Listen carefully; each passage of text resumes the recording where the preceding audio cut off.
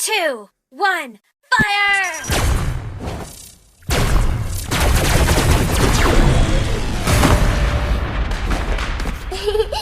To me, fun is all that matters.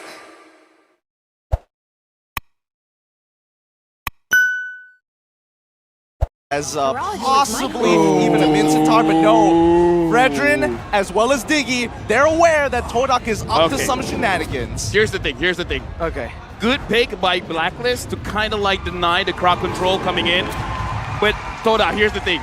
Have a big burst hero. Have someone that can burst the Diggy early on. Make the Diggy unusable. Because again, looking at the lineup, the Fredrin is going to be super annoying. Wise especially is going to be super annoying.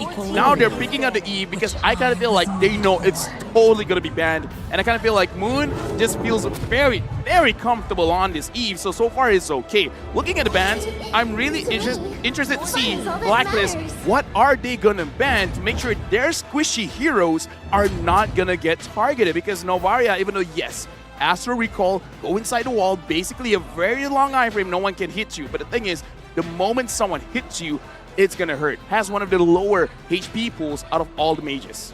They're doubling down, though, for Todak, right?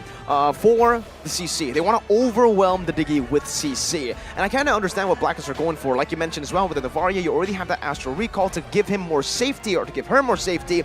Use the Diggy here with the Time Journey.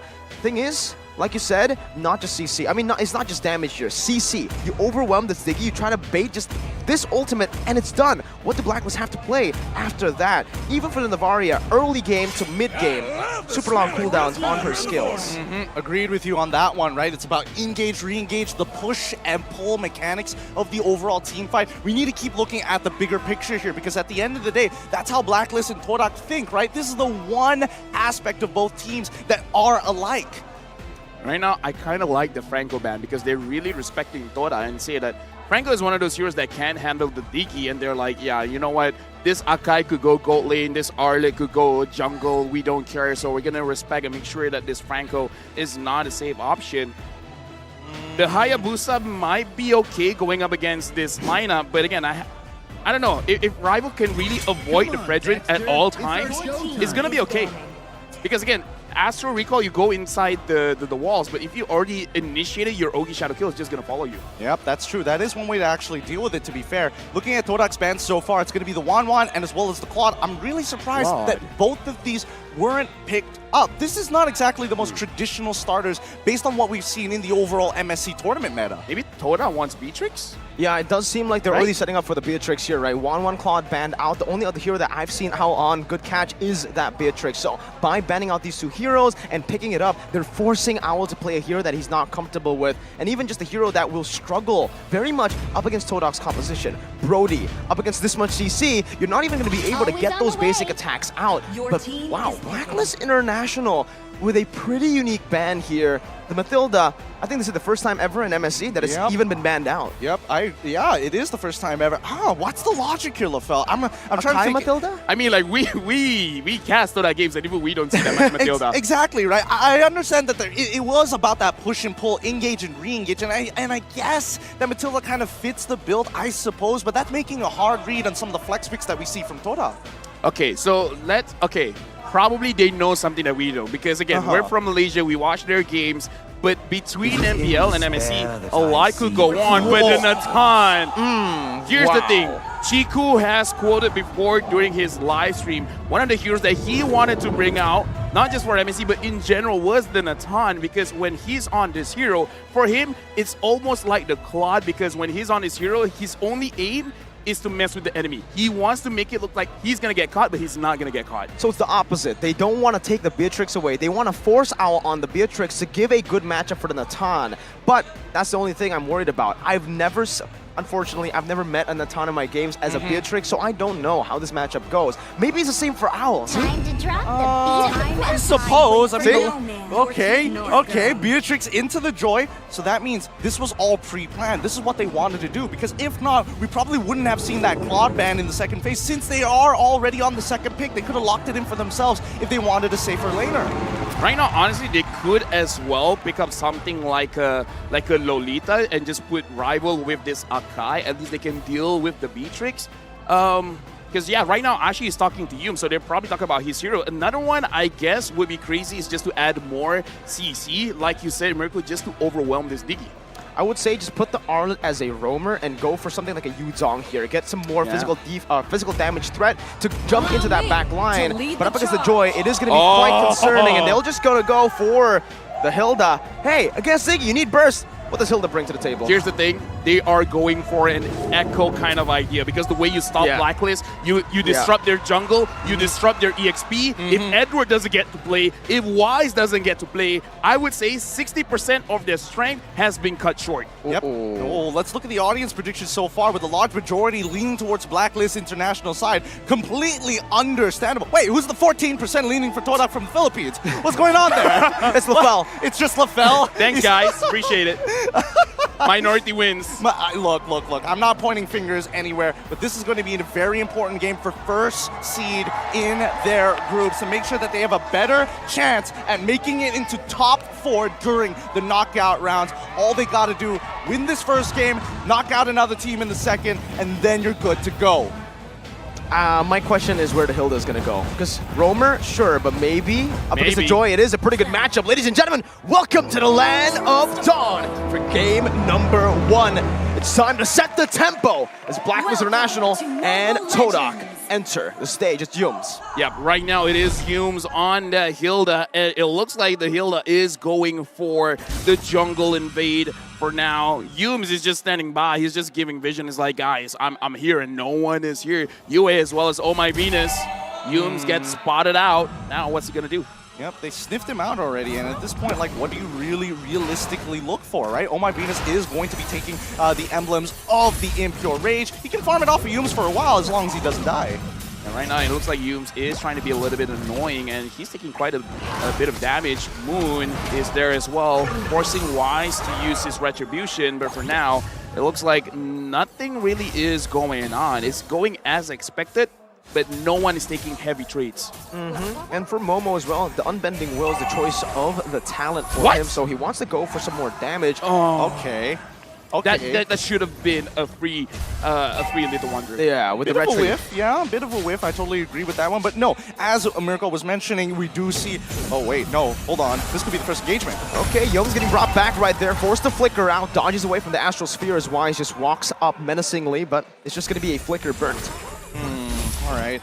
Looks like both sides still taking it as slow as possible, and more so, seeing Todak play a rather standard game. First whiff of the game already happened. Shake it off. They're going to continue on forward, but how big of a deal is Momo going to be, especially on this Arlet here? I think it's going to be a very big deal, especially doing neutral objectives, because you need someone to bait out the Diggy ult, man, because when the Time Journey has not been used, it's going to be very difficult for Rival to fully secure those neutral objectives, because the thing about a Nakai is you want to take that just to make sure you win those retry battles. But if the Diggy is there, it's not a 70% win for the Nakai.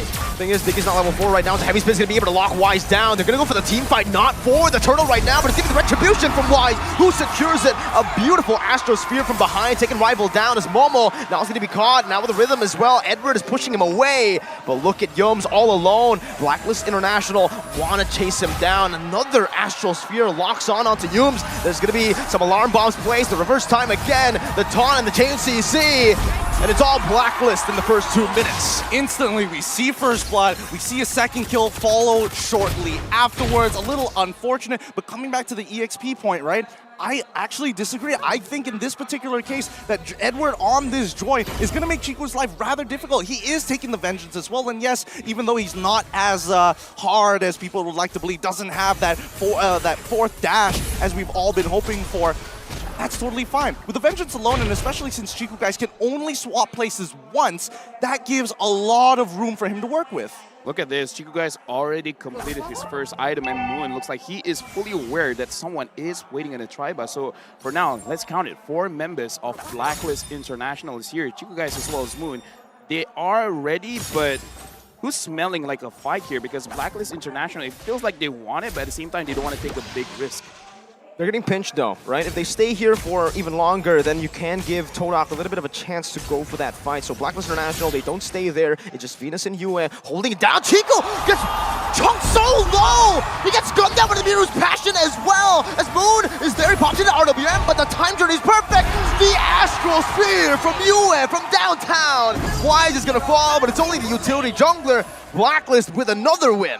What just happened there? He just ate it. Yeah. No, I mean like I said, this is Toda, you know. Chico's gonna lose. Chico's gonna die once or twice in the goal lane, and then afterwards, for some reason, he has extra gold. So for now, Blacklist, they're doing quite well. But again, this is kind of like textbook Toda. I kind of feel like they did not want that to happen. But still, it's just one of those things, man. History keeps repeating itself. Yeah, I mean, at the end of the day, right, Chico, guys, is going with the mystery shop, so he does get an overall discount. Despite dying, being behind isn't the worst in the world. Okay, final smash as well right now, but Rival, he's going to be able to secure that for his team. Now equal in neutral objectives, but Blacklist International are still holding on to that 1,000 gold lead as they put pressure down in the gold lane. Yue going to be chunked. Yoms drop back by the reverse time. Once again, Owl cutting him down, going back to the Renner. Good shot, Spear. Owl, one more snipe. Doesn't want to go for the apathy here. Does he want to go for it? I think he does, but it's a bit too late. Right? Yeah, he's going to check it right now. Chico has to block it, and yes, he takes a full chunk out of it. That's going to be sad because now walking back into lane can be a little dangerous with Oh My Venus just stacking up with these auto alarm bombs time and time again, but Moon is here to support. RWM placed down right now for the side of Todak. Chico's going to eat it again! Ow! He's come alive in this series so early on. Yums already brought back again. That's a lot of damage. The Brazer's Wrath. Yue! On point! So accurate! What is going on? They are just eating spells. They are just taking punishment. Good job on Blacklist International for fully capitalizing on it at the end of the day. But you can even tell that for Aoi, it's just like, whoa, we got so much out of that. I thought we were only getting one, but getting multiple, even better for us now with a 2.2K lead. Yeah, Owl just completed his own Blade of Despair, and now up top, Edward's looking for Chico Guys. Chico Guys for now is still alive. Wise looks like he's going to be okay as well. No, maybe not. He might be okay right now because you can see Edward already rotating over. Venus as well has come through. Time Journey still staying. The Brazer's Wrath! And the Venice Rage! Blacklist are styling, are stomping on Todak. Another Astral Sphere connects. Venus is just standing in the midst right there, popping a Time Journey, baiting Momo out. And Todak, what are they doing? They're just responding to the plays from Blacklist. Right now, Blacklist is just outclassing Todak at this right. There's so many mistakes coming out of Todak, completely punished. And even for Wise, holding on to the Appraiser's Wrath until the very last second was good enough. Dude, I gotta say... No way! Oh, goodness gracious. Blacklist are cracked. They are cracked. The rookies are here. Yue, he's not here to be like, I'm happy to be around. No, I'm here for the win. Oh no, Chico Guys targeted again. So far it's gonna be okay. Dude, we have not seen a lot of Natans, but I gotta say he does not have a lot of HP. No, he does not. He's just getting chunked out by Yue. He's getting chunked out by Oh My Venus. And for some reason, Owl has been hitting every single one of these bandits' rage. And Chico continues to receive the punishment. Dude, it feels bad, man, because again, here's the thing. Maybe you could deal a lot of damage, but it kind of doesn't matter if he did not get to touch anyone. He did not get able to do anything, and then he completely dies. And right now, Blacklist, they are here controlling the jungle. Rival is there. Edward is there as well. Final splash brings Wise back, but look at Edward again in the back. That's a purple buff stolen away. Yum's now knocked up. That's another Astral Sphere to cancel it out. The Appraiser's Wrath even from Wise just to zone it away and clear out the mini waves coming down as Owl just takes the turret down with the Bennett. Edward is just zoning them away, and look how they're playing so much for the mid. Oh, final slash. You went. All good. Yep, it's all good. You got the time journey. You can get out at any tight spot that you ever wanted to see. Now, it's interesting to see that Blacklist, as much as they like to play a very disciplined game, they are actually increasing the tempo, and they're increasing it significantly fast. It's already 7 minutes, 50 seconds into the game, 5.1K lead, and they're looking for somebody. Owl with a brilliant flicker out. Wise with the peel as well. He might actually be able to go for the solo kill here onto Yums. He needs to be careful. Wise just walking them down as Chico Guys pops the entropy down below, gets chunked by the Renner's apathy, has to jump back now. Wise, oh my goodness, Edward in the back, just wreaking havoc, acting as a janitor, cleaning it up. Yue survives as Owl picks up a double. 11-1, Blacklist International. It's not even close. It's not even remotely close right now. Even Blacklist International, look at the way that the waves are actually pushing, right? Because they put 5 people down on the bottom side. It's understandable that Todak want to play defensive, but Blacklist have made sure they have done their homework and also the housekeeping as well. We're continuously pushing waves from the mid lane all the way to the slow push on the top side. Chiku used absolutely everything that he can to run away. But look at that damage coming in from UA, man. Here's the thing. We talked about the Beatrix doing the draft, taking away from Blacklist. If they took it away, maybe it wouldn't be like this, man. But, you know, what's scary hindsight. What's scary is they predicted the Beatrix. That's what they wanted to go up against. So the fact that the Beatrix is smashing them like this, it definitely hurts right now as Owl is already holding on to that Renner's apple. He should be able to shoot it down. Oh, if that connected, Munu's dead. Wise jumping in under the turret. Blacklist International trying to siege this down, but they won't be able to do so right now. Oh man, it's not good at all. This is perfect for Blacklist, right? Especially with the Navarre. It really complements their style. They get to check multiple bushes, they get free information pretty much all the time, and especially with the Diggy as well, with the auto alarm bombs, they essentially have visions in places where they technically shouldn't be, not having to recheck it and waste that time. So Blacklist are just making crisper calls all throughout this match. For now, Joy is a 0% win rate here in MSC, and it looks like Edward wants to change that to 0-2. Did you say 0% win rate? Yeah, for now. Agent 0. Dude, like, something different here. Because here's the thing, right? Chiku, guys, if he could deal the damage, perhaps, right? Perhaps something could happen, but there's so many people from Blacklist ignoring everyone else from Todak and just going straight after Chiku. It's just punishment. It's a literal firing line. I know I use that as euphemism, but this is real. What are they supposed to do at this point, LaFell? I want to ask you right now, what are the winning conditions for Todak? Because it seems like Chiku Blacklist... guys free hit, but how? Exactly. I mean, now, how do they create an opening for Chiku guys to free hit? Okay, first and foremost, they got to find a way to take down Edward. If Edward is taken care of, then that's good. Because I kind of feel like the rest, Chiku guys will eventually be able to kite. But kiting against the Joy is not an easy task. Yeah, it's just 3 layers, like, right? Wise is just sitting on top whenever Natan tries to get his ultimate down by the clone, just to make sure that there's no safe place to walk to. You have to body block that. That's how much damage and respect Todak are giving it over to Blacklist International right now with the First Lord. They're able to march it down all the way. Oh, that's the final smash. Fading out the time journey, but Momo's going to be chunked out. Oh, the reverse time brings him back to the Bennett. And he's going to be out just like that. 0-2 and 0 stat line for Momo as Duet pops in another Astral Sphere. Wise dives deep under the base. Rivals bringing it back. Appraiser's round, not in Naples. What? Owl, how did he get that kill with a Bennett? Chiku guys sniped down. He's still going to be able to dish out some damage. Wise is still alive, but finally falls. It's still going to be Owl who finds a double. Now with the reverse passion, Yue, one more shot. He needs it. But Chiku guys and Moon, they're trying to defend very heavily under the base, but Edward just jumps forward. 11 minutes. That's all it took for Blacklist. Outclassed, absolutely rolled over and spanked back